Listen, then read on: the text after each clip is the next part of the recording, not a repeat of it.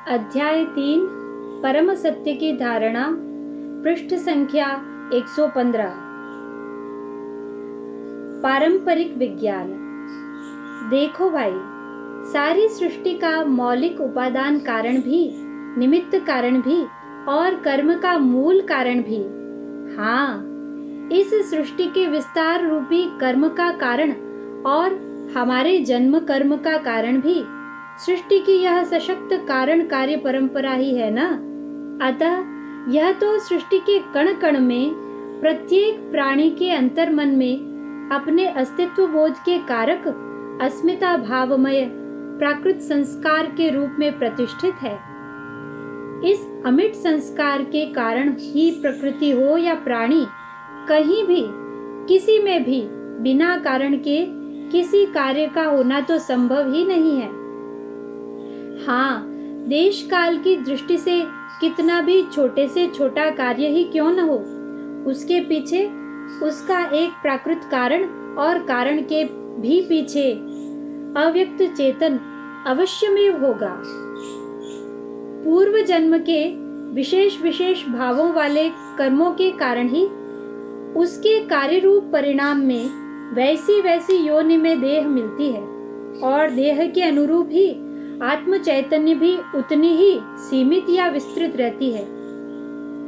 किंतु पाप कर्मों के फलस्वरूप कैसी भी निम्न से निम्न योनि में ही जन्म क्यों न मिले, आत्म चेतना भी भले ही कितनी भी सीमित क्यों न हो जाए, पर तब भी इस प्राक्तन संस्कार के कारण ही इस कारण कार्य का सामान्य बोध तो पशु पक्षी कीट पतंग आदि सभी जीवों को होता है। अतः सृष्टि के सभी प्राणी किसी न किसी कारण से ही कोई कार्य करते हैं। भूख लगने के कारण भोजन ढूंढने खाने का कार्य करते हैं। शीत वर्षा बलशाली हिंसक पशुओं से जीवन संकट आदि के कारण किसी भी सुरक्षित स्थान को ढूंढने का कार्य करते हैं। दिन भर ही नहीं, जीवन भर के सारे ही कार्य किसी न किसी कारण से ही करते हैं। इनको कार्य कारण का बोध स्थूल देह के स्तर का ही होता है ना। अतः सुख दुख का भी बोध अधिकांशतः स्थूल देह के स्तर का ही होता है। पेट भर गया तो सुखी और न भरा तो दुखी। पेट प्रजनन की पूर्ति, जितने ही सुखी और दुखी, बस इतना ही। एक बहुत विशेष बात है कि इन मानवेतर प्राणियों में कार्य कारण का सामान्य बोध तो होता है, परंतु आत्मचेतना सीमित होने से कारण कार्य परंपरा का बोध नहीं होता। जिन्हें परंपरा का बोध नहीं होता ना, वे पशु हैं। अतः शास्त्रीय दृष्टि से विचार करें तो मानव होते हुए भी जिन्हें सृष्टि की अपनी भी कार्य कारण परंपरा का बोध नहीं होता ना, वे भी अपनी देह के संबंधियों के सुख के कारण अमुक कार्य किया, दुख आने के कारण उसके निवारण के लिए अमुक अमुक कार्य किए, बस इतना ही। अरे इतना ही नहीं, अपने सुख के कारण अन्य प्राणियों को दुख देने का कार्य भी करने लगते हैं। पर ऐसा करते समय हम सृष्टि की सशक्त कारण कार्य व्यवस्था को भूल जाते हैं। इस सृष्टि को तो हम नहीं चला रहे ना। अतः हमारे भूल जाने से भी यह व्यवस्था तो निरंतर चलती ही रहती है। अतः यह तो फल देगी ही देगी, है ना। कर्म फल नियंता। देखो भाई, हमारा जन्म कर्म प्रकृति की कारण कार्य व्यवस्था पर निर्भर है। हमारी देह में ज्ञानेंद्रियां कर्मेंद्रियां आदि ज्ञान कर्म के करण भी प्राकृत ही हैं। हम इन प्राकृत करणों का उपयोग करके ही कर्म करते हैं। अतः जिनकी इस कार्य कारण व्यवस्था का हम उपयोग करते हैं ना, वे सृष्टि के नियंता ही हमारे कर्म फल के भी नियंता हो सकते हैं। हम नहीं हो सकते, यह तो स्वतः सिद्ध है। कर्म फल भोक्ता। हम न तो देह के उपादान कारण हैं और न ही निमित्त कारण। हमारा तो इस देह दैहिक सृष्टि के प्रति केवल आत्मभाव ही है। अतः कर्म फल देने का अधिकार हमारा नहीं हो सकता। पर भाई, यह आत्म भाव तो हमारा अपना ही है ना। अतः फल देने का अधिकार भले ना हो, पर इस भाव के अनुरूप ही किए गए कर्म से उत्पन्न फल पाने का अधिकार तो हमारा अपना ही होता है। इसमें तो किसी अन्य का कोई भाग नहीं होता। हेतु: हम भले ही अपने आप को कर्ता माने, किंतु कारण का कार्य रूप परिणाम यह स्थूल देह, ज्ञानेंद्रिय, कर्मेंद्रिय आदि करण, कर्म शक्ति और इन सब को लेकर प्राकृत अहम सबके सब प्रकृति के ही हैं, यह तो हम जानते ही हैं। अतः कर्म के कर्तापन में हेतु तो प्रकृति ही है। स्वयं प्रकृति फल देने में तो प्रतिबद्ध है, पर फल पाने में तो निर्लिप्त ही है। अतः इस फल में तो हमारा ही भाव होने के कारण कर्म फल के भोक्तापन में हेतु तो हम स्वयं ही हैं। आहा, यह ईश्वरीय व्यवस्था कितनी सुंदर है। हम कर्म करने में तो इस व्यवस्था का उपयोग करने में स्वतंत्र हैं, पर फल पाने देने में तो इस व्यवस्था का उपयोग करने का अधिकार हमें नहीं है। यह बोझ हम पर नहीं है। यह कितना अच्छा है। कर्म बीज: भाई, भूमि में बीज बोना तो हमारे हाथ में है ही, और यदि उसे वृक्ष रूप में परिणत करके फल उगाना भी हमारा ही उत्तरदायित्व होता तो कितनी समस्या हो जाती। गिनिए तो, हम दिन भर में सृष्टि की इस कारण कार्य व्यवस्था का कितना उपयोग करते हैं। क्या ऐसा एक भी कार्य है जो हम बिना इस व्यवस्था का उपयोग किए कर पाते हैं? यदि इनका फल देने की व्यवस्था भी हमारे ही हाथ में होती तो हम इतना सब कर पाते? हमारे पास इतना समय, समझ और अधिकार है भी नहीं ना। अतः यह कितना अच्छा है कि बीज बोना तो हमारे हाथ में है, पर उसे वृक्ष बनाकर उसमें फल उगाने की शक्ति व परिश्रम तो उसका ही है। बस आनंद पूर्वक फल खाना हमारे हाथ में है ना। देखो भाई, तामसिक या तमः प्रधान राजसिक स्वभाव वाले पशुओं का भी जन्म तो इस प्राकृत पितृ परंपरा से ही होता है, परंतु उन्हें इस परंपरा का बोध नहीं होने से वे इसका पालन न करने में स्वतंत्र होते हैं। मानव देह पाकर परंपरा का ज्ञान होते हुए भी जब हम पशुओं जैसे ही परंपरा के पालन में स्वतंत्र हो जाते हैं ना, तब कर्म फल की प्राकृत परंपरा से वैसा ही पशु शरीर भी मिलता है। अतः हमें सावधान रहना है। आत्म चैतन्य भाव के अनुरूप ही कर्म फल के रूप में सुख दुख, जन्म मृत्यु तो आते जाते रहते हैं, पर कर्म करते समय हमारा भाव जितना शुद्ध और आंतरिक विस्तार लिए होता है ना, तब सृष्टि की कार्य कारण परंपरा के विज्ञान पूर्वक आत्म चैतन्य का आंतरिक विस्तार तो हमारी स्थायी उपलब्धि होती है। वर्ण धारण पर हम कहाँ भूल कर जाते हैं। आपको स्मरण है ना, हमने वर्ण धारण आत्मसमर्पण की थोड़ी सी चर्चा की थी।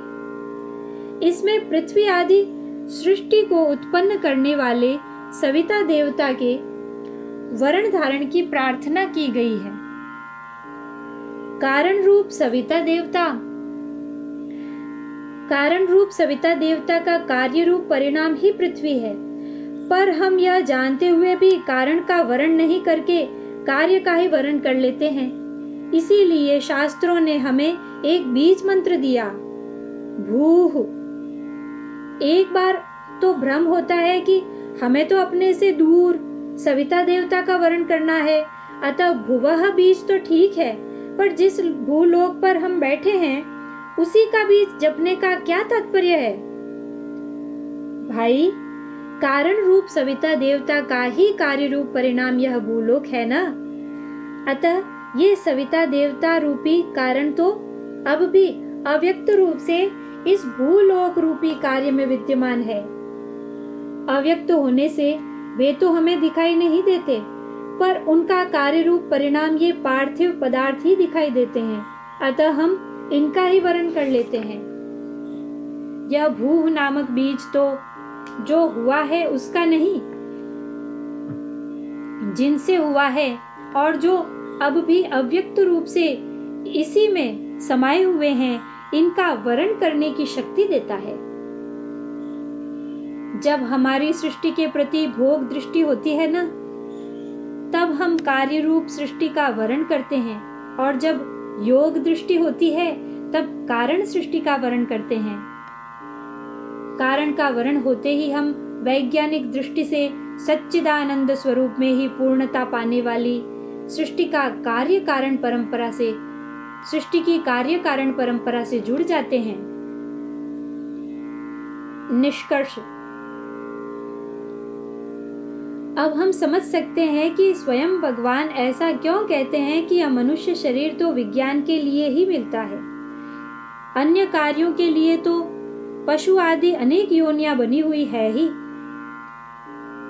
इसी भगवत आज्ञानुसार प्राचीन भारत में विश्वास के साथ ही यह पारंपरिक विज्ञान प्रतिष्ठित था।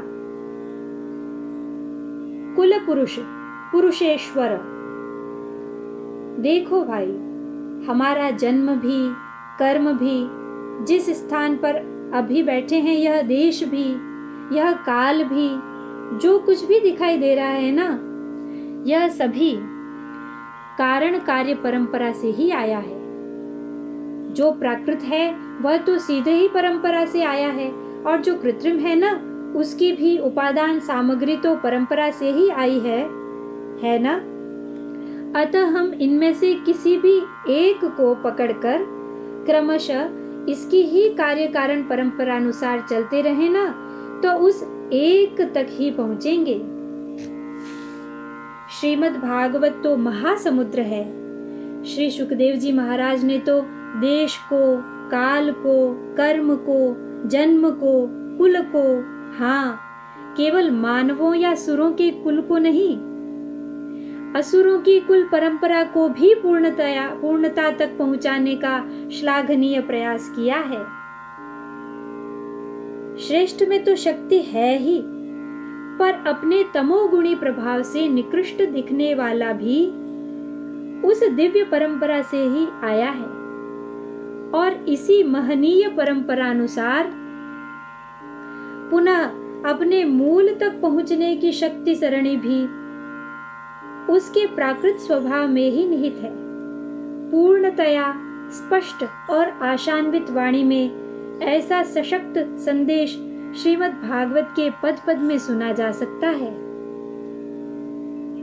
हाँ, मानव देह दानव ही नहीं, सृष्टि के समस्त प्राणियों के एकमात्र कुल पुरुष परम पिता परमात्मा ही है। श्रीमद् भागवत में इस शाश्वत सिद्धांत की दृढ़ता पूर्वक स्थापना हुई है। त्रिवेणी। इस प्रकार अनंत विस्तार वाली सृष्टि परंपरा तो एक ही परमपिता से प्रारंभ हुई है, अतः मूल में तो यह एक ही है, पर इसके विविध रूपों से हम भ्रांत न हो जाएं, इसके लिए आचार्यों ने इसे 3 रूपों में व्याख्यायित किया है। त्रिवेणी के इन तीनों रूपों में ही सृष्टि के सारे रूप समाहित हैं। सृष्टि की उपादान कारण परंपरा, इसके मूल में तो परम अव्यक्त सदरूप परम तत्व ही है, पर सृष्टि के कारण रूप में तो यह परंपरा अव्यक्त मूल प्रकृति के कार्य रूप परिणाम महत तत्व से ही प्रारंभ होती है। इस कारण परंपरा का कार्य रूप परिणाम ही यह सूक्ष्म स्थूल प्रकृति है। 14 भुवनों तक इसका विस्तार हुआ है। निमित्त कारण परंपरा, इसके मूल में भी जगन्यंता सर्वेश्वर ही है, पर यह उन्हीं चित स्वरूप के सत संकल्प से ही प्रकट महत तत्व के अधिष्ठाता ब्रह्मा जी से ही कारण रूप से प्रारंभ हुई है, और क्रमशः जिसका सृष्टि की व्यवस्था में नियुक्त 33 करोड़ देवी देवताओं तक विस्तार हुआ है, जो सृष्टि पर्यंत रहने वाली सृष्टि की निमित्त कारण है, ऐसी देव परंपरा। जीवात्माओं की जन्म परंपरा। इसके मूल में भी आनंद स्वरूप परम पिता परमात्मा ही है, जो न तो सीधे ही प्राकृत सृष्टि के उपादान कारण हैं और न ही निमित्त कारण, परंतु जिसके लिए ही ये दोनों परंपराएं कार्य कर रही है, ऐसी विलक्षण स्वभावमयी ब्रह्मा जी के मना संकल्प से ही प्रकट होने वाली जीवात्माओं की यह जन्म परंपरा, निरंतर जन्म मृत्यु के चक्र में आवर्तित होती रहने वाली इस परंपरा का 84 लाख योनियों तक विस्तार हुआ है। उपादेयता। यह बहुत ही महत्वपूर्ण तथ्य है कि अव्यक्त और तीनों रूपों में व्यक्त परंपरा के मध्य में ब्रह्मा जी के रूप में यह व्यक्ताव्यक्त या भेदाभेद रूपी कारण सत्ता विद्यमान है। हम यथास्थान इसके महत्व और उपादेयता को गंभीरता पूर्वक समझेंगे। ईश्वरीय व्यवस्था। देखिए तो, शारीरिक हो या मानसिक, हम निरंतर किसी न किसी रूप में कुछ न कुछ करते ही रहते हैं। हमारा सोना भी तो एक फलोत्पादक कर्म ही है ना। अतः हम कर्म किए बिना तो एक क्षण भी नहीं रह सकते, और यह ईश्वरीय व्यवस्था भी फल दिए बिना रह ही नहीं सकती। परस्पर सद्भाव के आदान प्रदान का कितना सुंदर विधान है रे भाई। यह ईश्वरीय व्यवस्था तो भोग और अपवर्ग दोनों की सिद्धि में सहायक है, परंतु हम लोग भोग बुद्धि से ही सृष्टि के कारण कार्य को सीमित रूप से जानने पाने का प्रयास करते हैं। इसकी मुक्त करने वाली विज्ञानमयी परंपरा की ओर तो ध्यान ही नहीं देते ना। अतः कर्म से जन्म, जन्म से कर्म, कर्म से जन्म, निरंतर कर्मानुसार आवर्तन वाली जन्म मृत्यु परंपरा के चक्र में घूमते ही रहते हैं। परम भागवत श्री प्रहलाद जी अपने असुर साथियों से देवर्षि नारद जी से प्राप्त कारण कार्य रूपी त्रिगुणात्मिका प्रकृति का विज्ञान व उसके अनुसार जन्म कर्म की श्रृंखला से मुक्त होने के उपायों के प्रसंग में इसी सिद्धांत को व्यक्त करते हुए कहते हैं कि कर्माण्यारभते देहि देहेनात्मानुवर्तिना कर्मभिस्तनुते देहमुभयं त्वविवेकतः। कर्म से देह और देह से कर्म, इस प्रकार देही का देहांतर रूपी अनुवर्तन होता रहता है। देह से कर्म व कर्म से उसकी फलरूप एक और नवीन देह, ये दोनों जन्म कर्म आत्मानुवर्तन अविवेक के कारण ही होता है। इस कारण कार्य परंपरा के वैज्ञानिक स्वरूप के विवेक पूर्वक सत्कर्म से ही इसका समाधान होता है। त्रिगुणात्मिका प्रकृति में ये तीनों परंपराएं आपस में घुल मिलकर ऐसे एक हो गई हैं कि इनको अलग रूप से, अरे इनको क्या, अपने आप को, आत्म स्वरूप को भी इनसे अलग रूप में पहचानना, अनुभव करना अत्यंत कठिन है। तीनों में से किसी एक को या सबको सोपान बनाकर या इन सब के आधार एक ही परम तत्व के प्रति समर्पित होकर पारंपरिक विज्ञान से ही इससे पार पाया जा सकता है। आध्यात्मिक उत्कर्ष। देखो भाई, सृष्टि की इस कारण कार्य व्यवस्था को वैज्ञानिक दृष्टि से ही जानने के सांसारिक लाभ और न जानने से होने वाली हानियां भी अनगिनत हैं। वर्तमान में तो हमारे चारों ओर पग पग पर इसके अज्ञान का इतना अधिक परिणाम दिखाई देता है कि इन सब का वर्णन करने की तो आवश्यकता भी नहीं है। और किसी भी व्यक्ति के लिए इतना सब करना संभव भी नहीं है। पर हाँ, इस परंपरा को पारंपरिक रीति से ही जानने से होने वाले आध्यात्मिक उत्कर्ष की संक्षेप में चर्चा हो सकती है। भक्ति योग।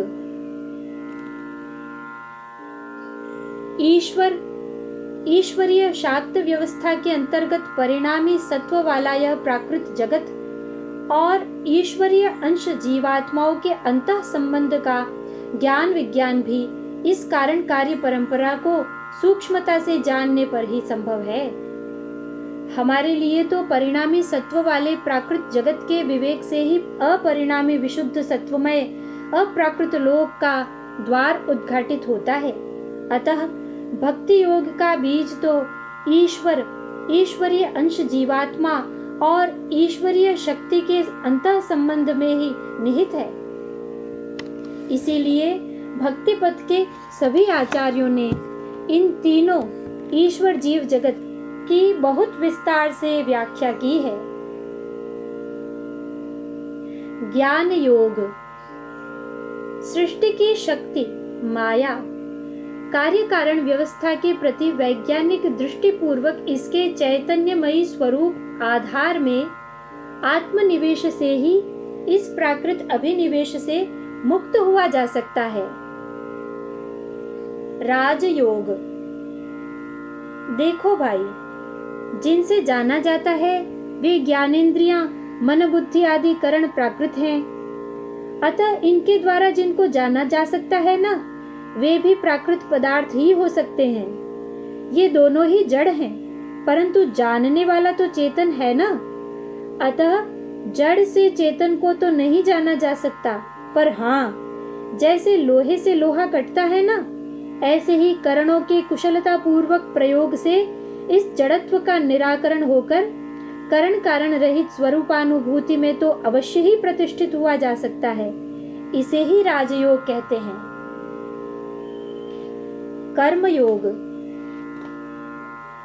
इस स्थूल सृष्टि में सभी प्राणियों का आत्मभाव अपने अपने शरीर तक ही सीमित है। अतः एक दूसरे से भेद ही भेद दिखाई देता है और ज्ञानेंद्रियों कर्मेंद्रियों से ही इनमें ज्ञान कर्म संबंध स्थापित होता है। अतः अपने से भिन्न की उपलब्धि के लिए ही कर्मेंद्रियों से उद्देश्यपूर्ण क्रियाएं की जाती है। कारण सृष्टि में स्थित ब्रह्मा जी का तो अपनी ही बनाई सृष्टि से भेदाभेद संबंध ही है। अतः इनका आत्मभाव तो स्वतः स्वभावतः सारी सृष्टि में व्याप्त है। इसी कारण इस भेद संबंध वाली स्थूल सृष्टि में कर्ता का कर्म से क्रियात्मक रूप से भेद ही रहता है, यानी कर्ता और कर्म अलग अलग ही रहते हैं। इस भेदाभेद संबंध को लेकर ही ब्रह्मा जी द्वारा कार्य रूप में सृष्टि को उत्पन्न करने रूपी कर्म का संपादन होता है।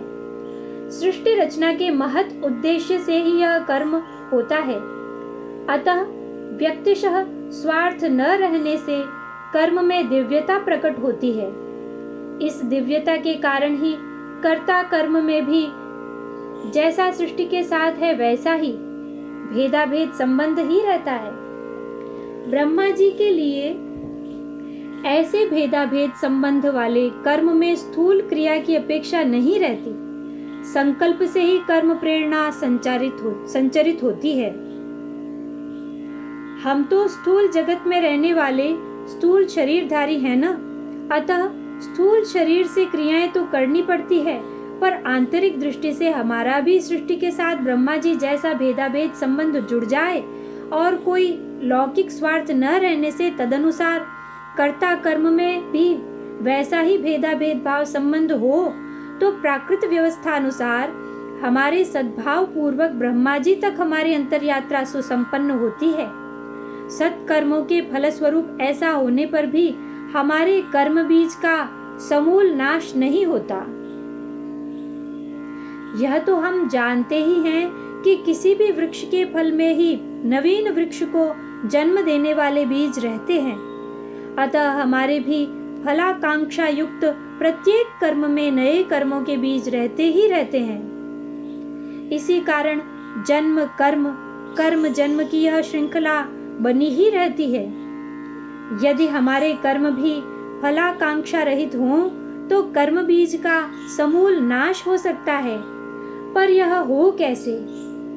कर्म शब्द का तो अर्थ ही उद्देश्यपूर्ण क्रिया है, अतः कामना तो कर्म में ही छुपी हुई है। इसीलिए यह तो हमारे लिए असंभव प्रायः है। केवल एक ही उपाय है। यदि उद्देश्य में दिव्यता हो तो कर्म में भी स्वभावतः दिव्यता प्रकट होती है। परम सत्य स्वरूप भगवान तो सारी सृष्टि में व्यापक और अभेद है न, अतः इनकी प्राप्ति के लिए कर्म हो, इनके लिए, इनकी प्रसन्नता के लिए कर्म हो या इनके प्रति ही कर्मों का समर्पण हो, तो किसी कर्म के फल के रूप में तो नहीं, इस स्वरूपाश्रय से ही हमारे भी आत्म चैतन्य के आंतरिक विस्तार पूर्वक सहज ही नैष्कर्म्य सिद्धि, भगवत चरणारविंदों में निष्काम प्रीति, पराभक्ति होती है। दृष्टि भेद। प्राकृत त्रिगुणात्मक भावों से परिणत होते हुए सृष्टि रूप बनने वाले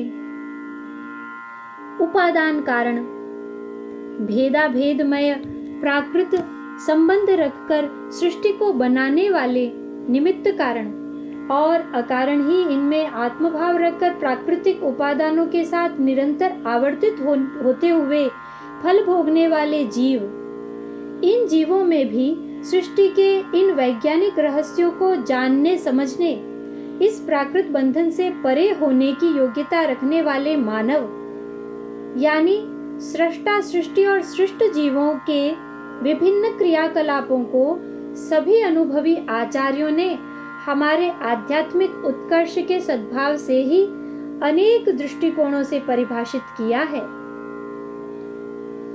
अनेक दृष्टिकोणों से परिभाषित करने के और भी अनेक कारण हैं। यह सृष्टि एक से ही अनेक रूपों में प्रकट हुई है ना, अतः अनेक दृष्टिकोणों से इस एक ही केंद्र को समझना सरल है। एक देशीय दृष्टि से अपूर्णता रह जाती है, अतः अनेक दृष्टिकोणों से जानने समझने से ही लक्ष्य की स्पष्टता व सिद्धि के लिए आवश्यक समग्रता प्रकट होती है। भाई, मुंडे मुंडे मतिर भिन्ना, जितने मस्तक उतनी मति। हम सभी अपनी अपनी दृष्टि से ही सृष्टि का मूल्यांकन करते हैं ना, इसीलिए कहते हैं जैसी दृष्टि वैसी सृष्टि। जब अनेक दृष्टिकोणों से चर्चा के क्रम में हमारे अपने संस्कारों के अनुकूल बात होने लगती है ना, तब हम तत्काल सचेत हो जाते हैं और उससे अपनेपन का भाव जुड़ जाता है। आत्मभाव जुड़ते ही सिद्धांत की धारणा होने लगती है। इस प्रकार हम क्रमशः मैं से मेरी, हमारी मुख्य धारा में लौट आते हैं। अनुभूति के प्रारंभिक चरण के रूप में ऐसी ही सकारात्मक धारणा की अनिवार्यता आवश्यक है। अनुभूति के प्रारंभिक चरण के रूप में ऐसी ही सकारात्मक धारणा की अनिवार्य आवश्यकता है। ऐसी सद्धारणा से ही हम आत्मचेतना के आंतरिक विस्तार पूर्वक सृष्टि की वैज्ञानिक व्यवस्था को आत्मसात करते हुए आगे बढ़ते रहते हैं। सिद्धांत प्रतिष्ठा। एक रोचक और सबसे महत्वपूर्ण बात बताऊं आपको, सृष्टि की इस वैज्ञानिक व्यवस्था से ही हम धर्म तत्व के शाश्वत स्वरूप को जान पाते हैं। हाँ, इस दिव्य प्रकाश में विज्ञान और धर्म का हमारे द्वारा रचित काल्पनिक भेद लुप्त होते ही अपनी संपूर्ण महिमा व गरिमा के साथ सनातन धर्म विज्ञान प्रकट हो जाता है। भाई, यह तो हम जान ही गए हैं कि सत्य सनातन धर्म का कोई प्रवर्तक नहीं है, अतः इस सत्य सनातन धर्म का भी किसी देश काल में प्रवर्तन नहीं हुआ है। जो पदार्थ सृष्टि क्रम में जिस देश काल में उत्पन्न होता है ना, वह संहार क्रम में उस देश काल में ही लुप्त भी हो जाता है। यह तो देश काल को भी धारण करने वाली और इसके परे भी शाश्वत अस्तित्व वाली अनादि अनंत परंपरा है। अतः सनातन धर्म के मौलिक सिद्धांत सृष्टि के कण कण में प्रतिष्ठित हैं। सृष्टि की इस वैज्ञानिक व्यवस्था को आत्मसात करके आगे बढ़ने के क्रम में हम प्रतिपद यह जानते रहेंगे कि अच्छा, सनातन धर्म में इस मौलिक सिद्धांत से यह व्यवस्था प्रकट हुई है, यह सिद्धांत इस रूप से अभिव्यक्त हुआ है, और यह अतः हमें इस सारी कथा सरिता में सचेत सावधान रहते हुए व्यवस्था को जानना भी है और मौलिक सिद्धांतों को पहचानना भी है। भाई, वर्तमान में हमारे लिए सनातन धर्म के सभी मौलिक सिद्धांतों के वैज्ञानिक स्वरूप को जानने का यही सरल सर्वसुलभ पथ है। अतः इसी श्रृंखला में हम एक बार और सृष्टि में स्थूल रूप से प्रकट होने वाले पंचभूतों के आदि भौतिक रचना कौशल को समझने का प्रयास करते हैं। सृष्टि का आदि भौतिक रूप यह तो अब हम जान गए हैं कि भूवरलोक, भूलोक, यह तो अब हम जान ही गए हैं कि भूवरलोक सूर्य, भूलोक पृथ्वी के उत्पन्न होने का कारण है और पृथ्वी इसका कार्य रूप परिणाम। परंतु स्वलोक तो भूवरलोक का भी कारण है और सूर्य उसका कार्य रूप परिणाम। इस प्रकार सूर्य तो पृथ्वी का कारण भी और स्वलोक का कार्य भी दोनों ही है। ऐसे ही क्रमशः महः, जनः, तपः आदि लोक भी कार्य व कारण दोनों हैं। ये कितनी अद्भुत बात है कि लोकों का यही कार्य कारण उभयात्मक स्वभाव इन्हीं से निर्मित होने वाली सृष्टि की प्रत्येक इकाई की संगठनात्मक संरचना में उतर आया है। अतः सृष्टि की प्रत्येक इकाई कारण भी है और कार्य भी। यह सृष्टि परंपरा निरंतर चलती ही रहे, इसकी कितनी सुंदर सार्थक युक्ति है रे भाई। आप स्वयं देखिए तो, पिता पुत्र के जन्म का कारण है और पुत्र उसका कार्य रूप परिणाम, पर पुत्र भी तो अपने पुत्र के जन्म का कारण बन जाता है। इसी प्रकार बीज वृक्ष के उत्पन्न होने का कारण है और वृक्ष इसका कार्य रूप परिणाम। यह कार्य रूप वृक्ष ही कालांतर में बीज को जन्म देने वाला कारण भी बन जाता है ना? इस प्रकार शुद्ध कारण तो इस भेदाभेदमयी सृष्टि में कहीं भी नहीं मिलेगा। कारण कार्य मिश्रित रूप में ही सृष्टि की सारी इकाइयों का गठन हुआ है। ऐसी सुसंगठित व्यवस्था के कारण ही सृष्टि को विस्तार देने वाली संतति परंपरा एक घेरे में घूमती हुई सतत चलती ही रहती है। कार्य कारण श्रृंखला। कार्य में कारण और कारण में कार्य एक दूसरे में अव्यक्त रूप से रहते हैं। साथ ही सृष्टि के प्रत्येक लोक की प्रत्येक इकाई भी कार्य कारण दोनों ही है। यह समझना सरल लगता है, पर यह विषय थोड़ा गंभीर है। अतः एक बार और इसका स्मरण करें। भूवरलोक के संदर्भ में हमने समझा था कि सूर्य को प्रकट करने की शक्ति स्वलोक में बीज रूप से निहित है और सूर्य में भी स्वलोक का सत्व अव्यक्त रूप से समाया हुआ है। इस सात्विक संबंध से ही वर्तमान में भी सूर्य अनुप्राणित होकर प्रबल रजोगुणी क्रिया कर रहा है।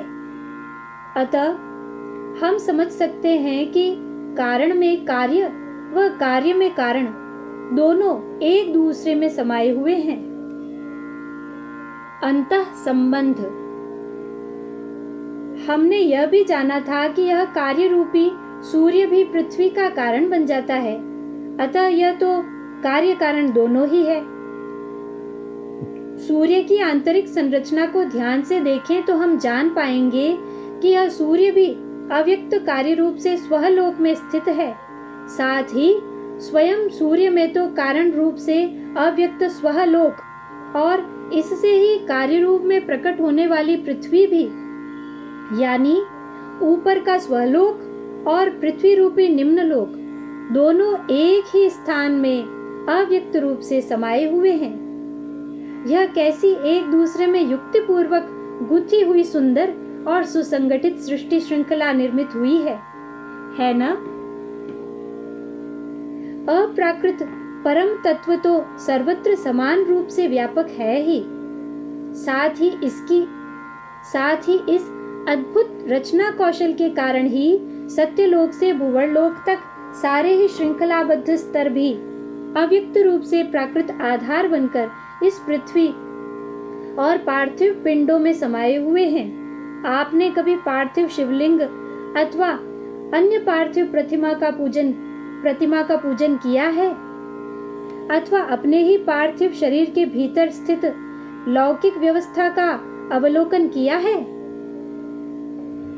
अब अनुमान लगाइए तो हमारी यह भाव भक्तिमयी पूजा परमेश्वर तक कैसे पहुंचती होगी? एक बात और है, यदि यह सत्य तपह लोक आदि कारण पूरे कार्य रूप परिणाम को प्राप्त हो जाते, तब तो इनका कारण रूप में अस्तित्व भी शेष नहीं रहना चाहिए, पर इनका अस्तित्व तो तब भी शेष ही रहता है। इस रहस्य को जानना अभी शेष है। ब्रह्मोदन प्रवर्ग्य। देखो भाई,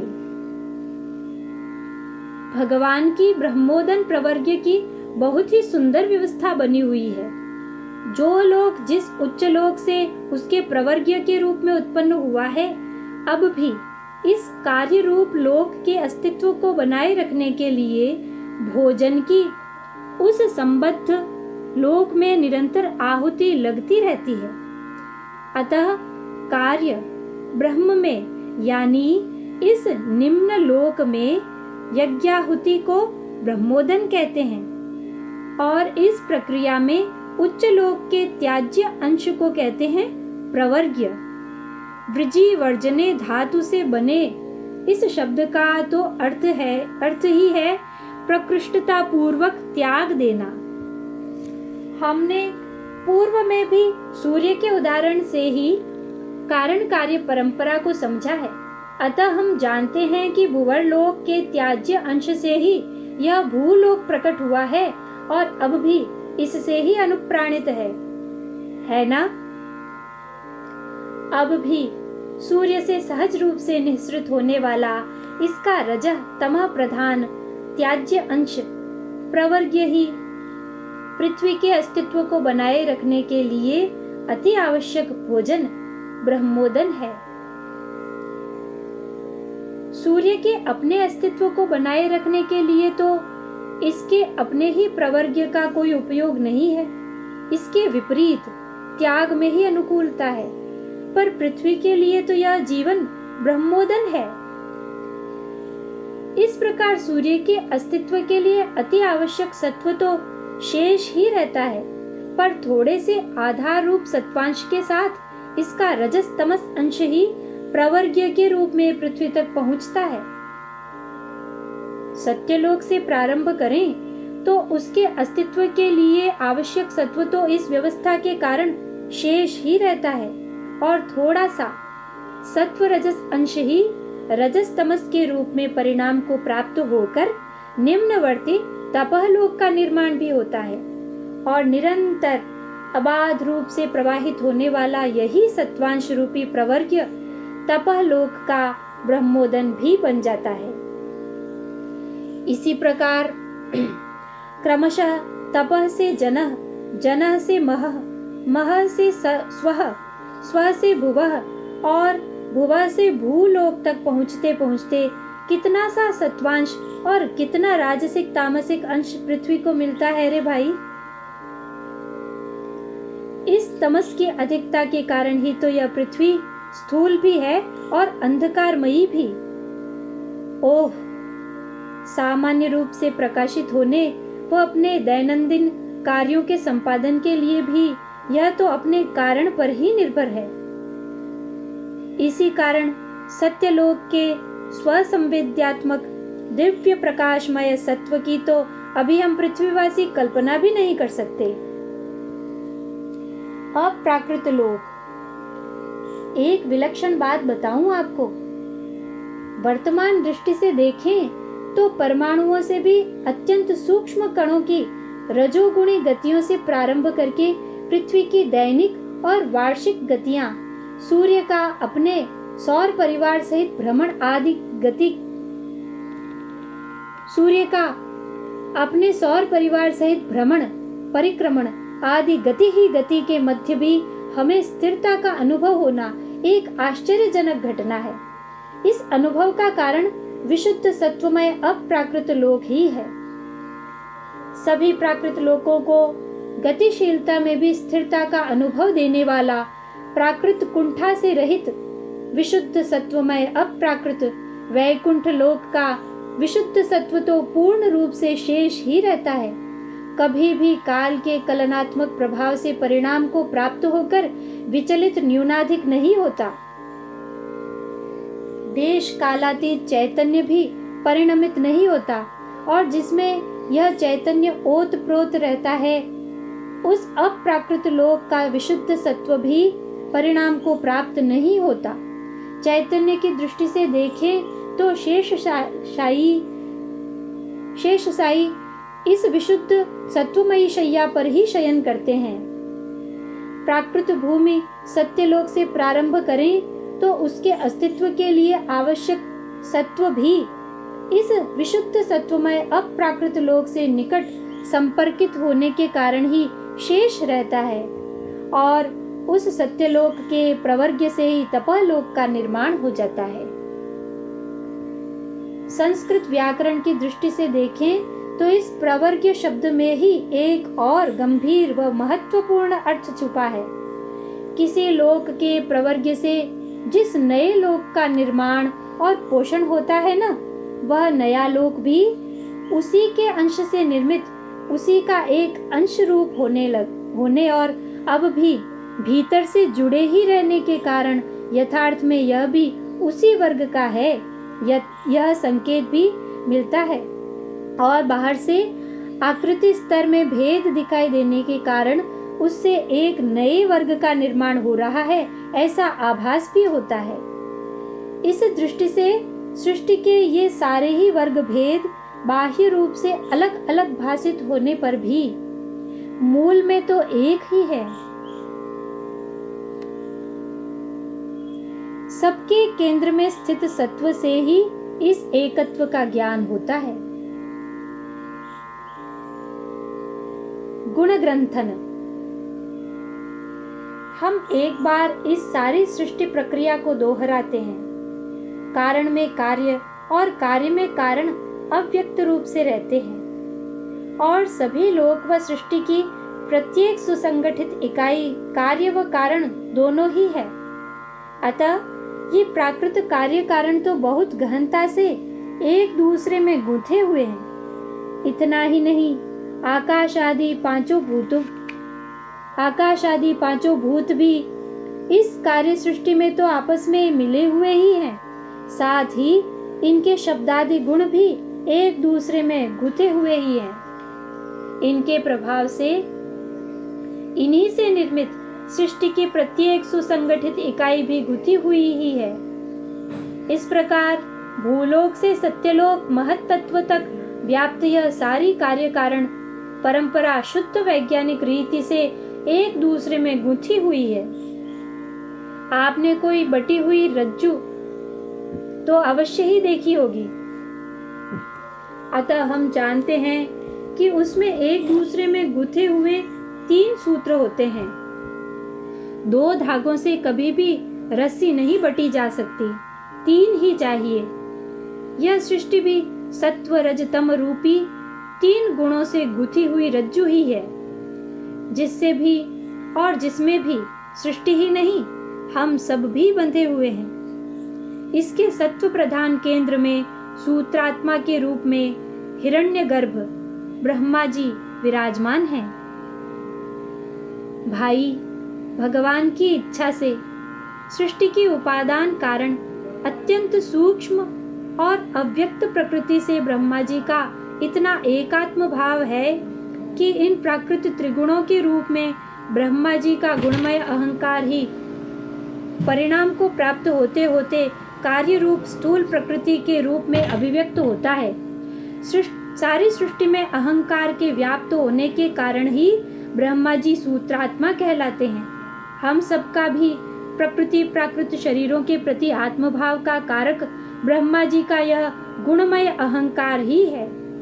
अतः हम कार्य से प्रारंभ करके क्रमशः शुद्ध वैज्ञानिक दृष्टि से कारण परंपरा का अनुसंधान करते हुए जिस सूत्रात्मा में ये सब कारण कार्य सृष्टि पिरोई हुई है ना, उस सत्यलोक ब्रह्मलोक महत तत्व तक पहुंच सकते हैं।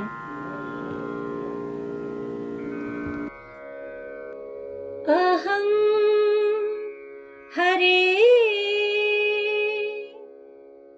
तव पादैकमूला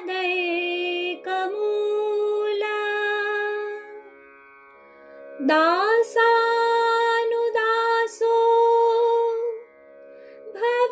भवितास्मि भूयः मनः स्मरेतासु पतेर्गुणांस्ते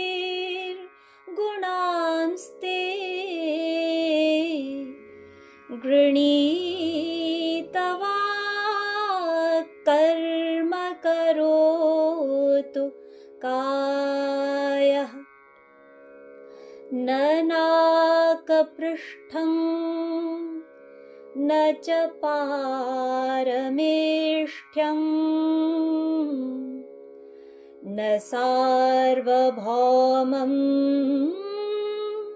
न रसाधिपत्यम्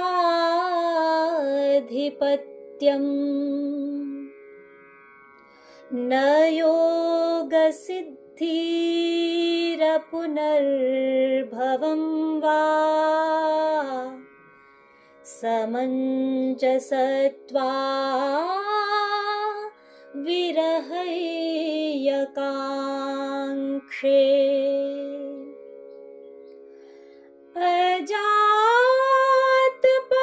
अजातपक्षायव मातरं खगाः स्तन्यन्यथा वत्सतराः क्षुधार्ताः प्रियं प्रियेव व्युषितं विषण्णा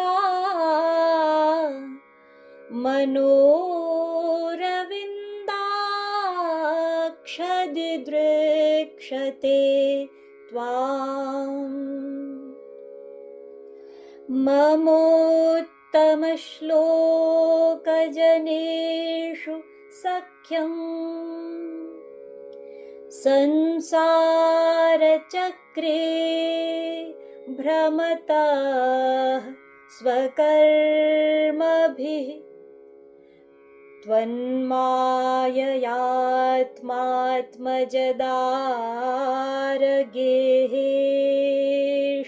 त्वन्माययात्मात्मजदारगेहेष्वासक्त चित्तस्य न नाथ भूयात्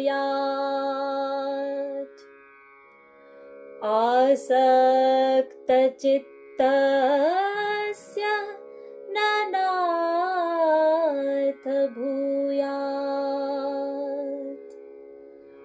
आसक्तचित्तस्य न नाथ भूयात्। ॐ पूर्णमदः पूर्णमिदं पूर्णात् पूर्णमुदच्यते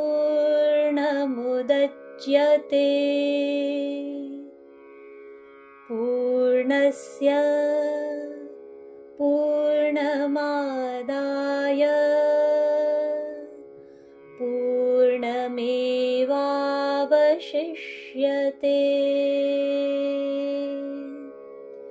ॐ शांति शांति शांति।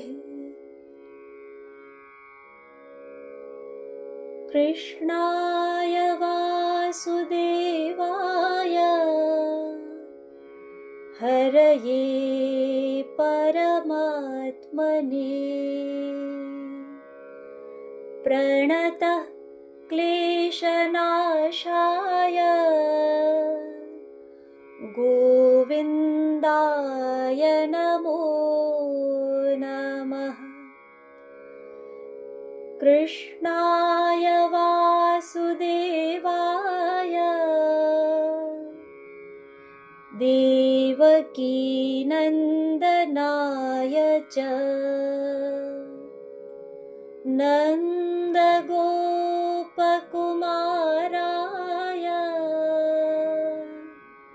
गोविन्दाय नमो नमः।